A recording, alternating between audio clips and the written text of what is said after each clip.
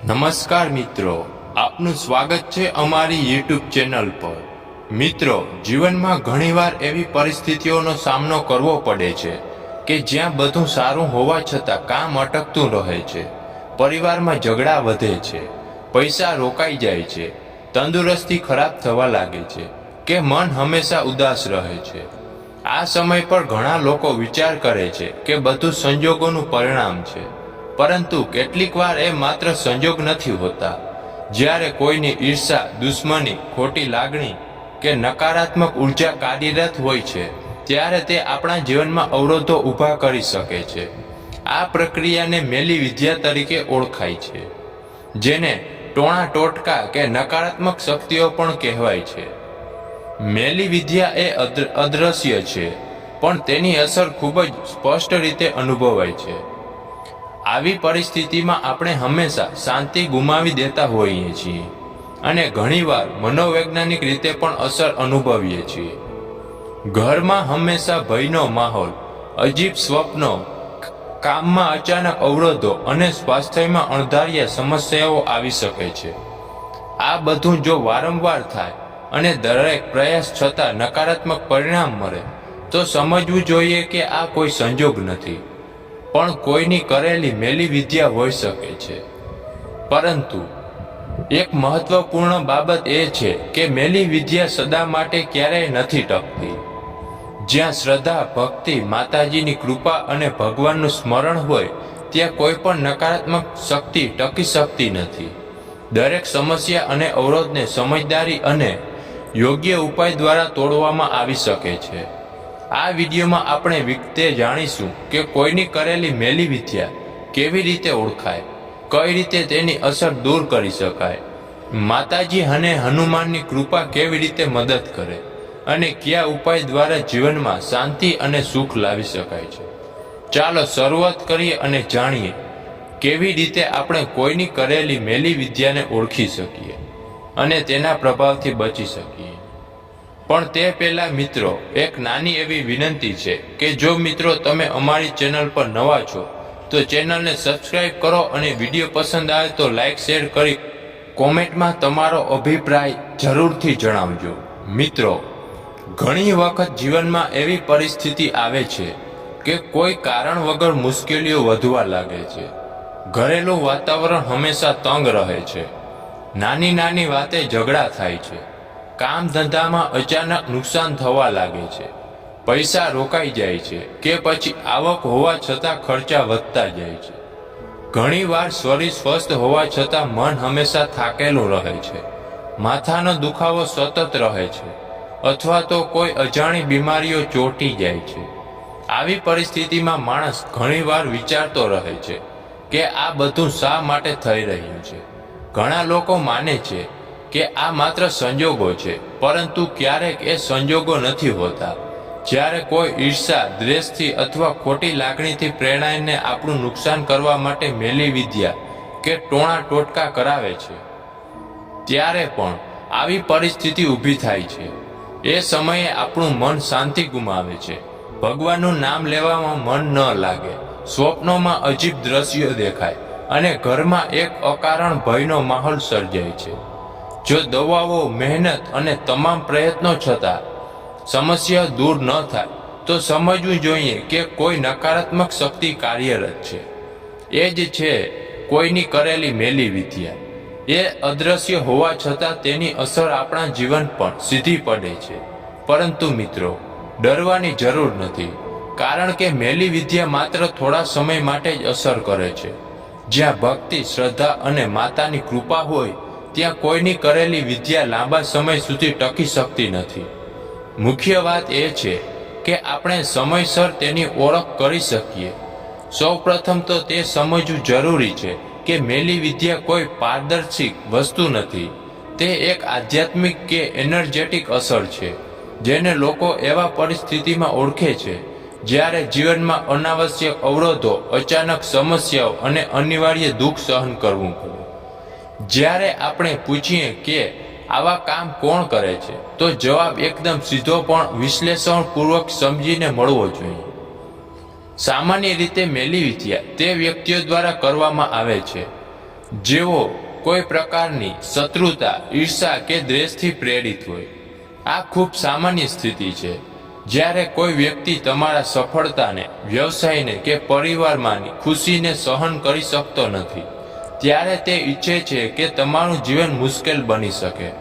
આવા ભાવથી પ્રેરિત વ્યક્તિઓ ઘણીવાર સરળ જ શંકાથી આગળ વધીને કાળા ઉપાય કરવાની ચાટ ઉપર રાખી લે છે. પણ માત્ર ઈર્ષા જ પૂરતી નથી. તે ઈચ્છા જેના પર એક વિશિષ્ટ જ્ઞાન અથવા સાધન જોડાય છે, ત્યારે જ ખરેખર નુકસાન પહોંચાડવાની શક્તિ થાય છે. બીજો વર્ગ છે જેઓ જે કાળા તંત્ર, જ્યોતિષશાસ્ત્ર અથવા તંત્ર મંત્રમાં કુશળ હોય છે. એવા લોકો પાસે ખાસ પદ્ધતિઓ, મંત્રો, યંત્રો અને વિધિઓની જાણકારી હોય છે, જેના દ્વારા નિશ્ચિત રીતે કોઈ પણ અસર કરવાનો પ્રયત્ન થાય છે. સામાન્ય માણસો પાસે તે પ્રકારની તકનીકી, સંસાધનો અને જ્ઞાન હોવું દુર્લભ છે. તેથી જ્યારે ખરેખર કોઈ મેલી વિદ્યા કરવામાં આવે ત્યારે તે ઘણીવાર એવી શક્તિ અથવા ગ્રુપ દ્વારા થાય છે જે આ ક્ષેત્રની માહિતી ધરાવે છે. એક ત્રીજો મામલો છે અજાણતા લોકોએ પાડોશી, કાર્યસ્થળના સહકર્મી કે કોઈ તે રીતે પરિચિત વ્યક્તિઓ જે નસીબમાં નુકસાન કરતું હોય.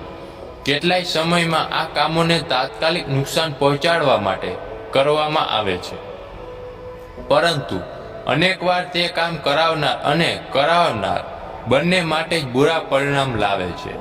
પ્રાચીન અને આધુનિક ધારાઓ બંનેમાં કહેવામાં આવ્યું છે કે અન્યને નુકસાન પહોંચાડી એવી શક્તિઓનો ઉપયોગ કરનારને અંતે પોતાના જ પર અસરનો સામનો કરવો પડે છે. એક મહત્વપૂર્ણ બાબત, કેટલીક વાર લોકો ભ્રાંતિમાં પણ આવી માન્યતાઓ ફાળવે છે. જ્યારે જીવનમાં ગંભીર તકલીફો આવી જાય તો માણસ હવે કારણ શોધવા માંડે છે અને સફળતાથી સૌને આરોપી ઠરે છે. હકીકતમાં દર વખતે બાહ્ય દ્રશ્યને જ પહેલા કારણ સમજવાનું યોગ્ય નથી. ઘણા બીજકીય લક્ષણો તબીબી, માનસિક અથવા પ્રાકૃતિક કારણો દ્વારા થાય છે. તેથી જ્યારે કોઈ કહે કે મેલી વિદ્યા થઈ છે, ત્યારે પહેલા તમામ તથ્યોને ગુમાવ્યા વિના નિર્વિવાદ રીતે તપાસવું જરૂરી છે. અંતમાં સત્ય એ છે કે મેલી વિદ્યા કરનારા હોઈ શકે છે તે દુશ્મન, ઈર્ષાળુ વ્યક્તિ, કાળા તંત્ર જાણનાર સાધન કે અમુકવાર અજાણતા વ્યક્તિઓ. પરંતુ આપણું સૌથી શક્તિશાળી હથિયાર છે શ્રદ્ધા, સદ્ગુણ અને આત્મસાર્થકતા. વિશ્વમાં જે પણ નકારાત્મક શક્તિઓ કાર્યરત હોય તેમના પ્રભાવને કાબૂમાં મૂકવા માટે ભક્તિ, પ્રાર્થના, પવિત્ર કલ્પકલાપ અને યોગ્ય કાર્યવાહીઓ સૌથી વધુ અસરકારક રહે છે. કોઈની મેલી વિદ્યા કરવામાં આવી છે કે નહીં તે જાણવા માટે શાંતિપૂર્વક, સમજદારીથી તપાસ કરવાની જરૂર છે, અને જો જરૂર પડી તો તબીબી કે આધ્યાત્મિક માર્ગદર્શનની મદદ લેનાર ભવિષ્યના પગલાં લેવા જોઈએ.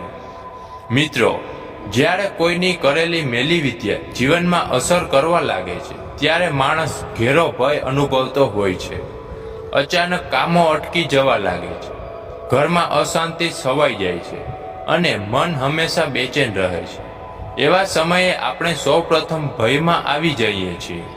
પરંતુ સાચી વાત એ છે કે મેલી વિદ્યા જેટલી તાકાતવાર લાગે છે એટલી જ લાંબા સમય સુધી ટકી શકતી નથી.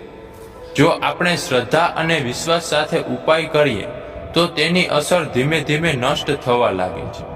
આવા સમયમાં કેટલાક સરળ ઉપાય ખૂબ જ અસરકારક સાબિત થાય છે. જેમ કે રવિવાર કે મંગળવારના દિવસે એક તાજું લીંબુ લઈને તેને પોતાના માથા પરથી 7 વાર ઉતારવું અને પછી રસ્તામાં 4 રસ્તે કે એકાંત જગ્યાએ ફેંકી દેવું. માન્યતા છે કે આ રીતે નકારાત્મક ઉર્જા લીંબુમાં સમાઈ જાય છે અને આપણાથી દૂર થઈ જાય છે. એ જ રીતે 7 કાળી મરીના દાણા લઈને પણ માથા ઉપરથી ઉતારીને રસ્તામાં ફેંકી દેવાથી ખરાબ શક્તિઓનો પ્રભાવ ઓછો થવા લાગે છે. હનુમાનજીની આરાધના પણ સૌથી શક્તિશાળી રક્ષણ છે. મંગળવાર કે શનિવારે સરસવના તેલનો દીવો હનુમાનજી સમક્ષ પ્રગટાવવું અને હનુમાન ચાલીસા અથવા સુંદરકાંડનો પાઠ કરવો એ નકારાત્મક શક્તિઓ સામે એક મજબૂત દિવાલ બની જાય છે. જે ઘરમાં નિયમિત રીતે ગુગલ કે લોબાનનો ધૂપ કરાય છે ત્યાં મેલી વિદ્યા કે કોઈ પણ વિઘ્ન ટકી શકતું નથી. એ ઘરમાં સકારાત્મક ઉર્જાનો પ્રવેશ થાય છે અને મનમાં હિંમત તથા શાંતિ જળવાઈ રહે છે. ઘરમાં દરરોજ પાણીનો પવિત્ર છાંટો કરવાનો પણ વિશેષ અર્થ છે. જો ગંગાજળ ઉપલબ્ધ હોય તો તેનો ઉપયોગ કરવો, ન હોય તો સ્વચ્છ પાણીમાં થોડું હળદર નાખીને ઘરના મુખ્ય દ્વાર અને દરેક ખૂણામાં છાંટો કરવો. આથી ઘરના બહારથી આવતી ખરાબ ઉર્જા અંદર પ્રવેશતી નથી. અંતમાં સૌથી અગત્યની વાત એ છે કે કોઈ પણ મંત્ર, યંત્ર કે ઉપાય કરતાં વધુ શક્તિશાળી છે ભગવાનનું સ્મરણ અને મનનો વિશ્વાસ. જ્યારે રોજ સવારે અને સાંજે માતાજી કે ઈષ્ટ દેવતાનું નામ લેવાય છે ત્યારે મનમાં એક દિવ્ય શક્તિ ઉત્પન્ન થાય છે જે દરેક નકારાત્મક શક્તિને પરાસ્ત કરી દે છે. ભલે તે માત્ર જય માતાજી બોલવું હોય કે ઓમ નમઃ શિવાયનો જપ કરવાનો હોય. આ શ્રદ્ધાભર્યા શબ્દો આત્માને સુરક્ષા આપે છે. મિત્રો, મેલી વિદ્યા તોડવાના ઉપાય સામાન્ય લાગે છે, પરંતુ તેમાં રહેલી ભક્તિ અને વિશ્વાસ તેને અસાધારણ બનાવી દે છે. યાદ રાખજો કે કોઈની કરેલી મેલી વિદ્યા માત્ર થોડા સમય માટે જ કાર્યરત હોય છે. જ્યાં માતાજીની કૃપા, ભગવાનની ભક્તિ અને સકારાત્મકતા હોય છે ત્યાં કોઈ પણ નકારાત્મક શક્તિ ક્યારે ટકી શકતી નથી. મિત્રો, જીવનમાં સમસ્યાઓ આવવી એક સ્વાભાવિક છે, પરંતુ ઘણીવાર આપણે એને મેલી વિદ્યા કે નકારાત્મક શક્તિઓ સાથે જોડીને ભયમાં આવી જઈએ છીએ. હકીકતમાં ભય એ જ નકારાત્મક શક્તિનું સૌથી મોટું હથિયાર છે. જો આપણે વિશ્વાસ ગુમાવી દઈએ તો એ જ આપણું સૌથી મોટું નુકસાન કરે છે. પરંતુ જો આપણે શ્રદ્ધા, ભક્તિ અને સકારાત્મકતા સાથે આગળ વધીએ તો કોઈની કરેલી મેલી વિદ્યા કે કોઈ પણ પ્રકારની ખરાબ ઉર્જા આપણું કાંઈ જ બગાડી નથી શકતી. જ્યારે રોજ પ્રાર્થના, પૂજાપાઠ, દીવો અને સારા સંસ્કારો ઘરમાં જીવંત રહે છે ત્યારે એ ઘરમાં માત્ર દિવ્ય પ્રકાશ જ રહે છે અને એ જ પ્રકાશ બધા અંધકારને દૂર કરી દે છે. માતાજીની કૃપા, ભગવાનનું આશીર્વાદ અને હનુમાનજીનું રક્ષણ હોય તો કોઈ પણ ટોણા ટોટકા કે મેલી વિદ્યા આપણા સુધી પહોંચી શકતી નથી. એટલે મિત્રો, હંમેશા યાદ રાખજો, ડરથી નહીં, વિશ્વાસથી જીવો. જે ઘરમાં વિશ્વાસ અને ભક્તિ છે એ ઘરમાં સુખ, સમૃદ્ધિ, શાંતિ અને સુરક્ષા સદા રહે છે. આશા છે કે આ જાણકારી તમને ઉપયોગી સાબિત થશે. જો તમને આ વિડીયો ગમ્યો હોય તો કૃપા કરીને લાઈક કરો, તમારા મિત્રો સાથે શેર કરો અને અમારી ચેનલને સબસ્ક્રાઈબ કરવાનું ભૂલશો નહીં, જેથી આવી વધુ ઉપયોગી માહિતી તમને સમયસર મળતી રહે. જય માતાજી.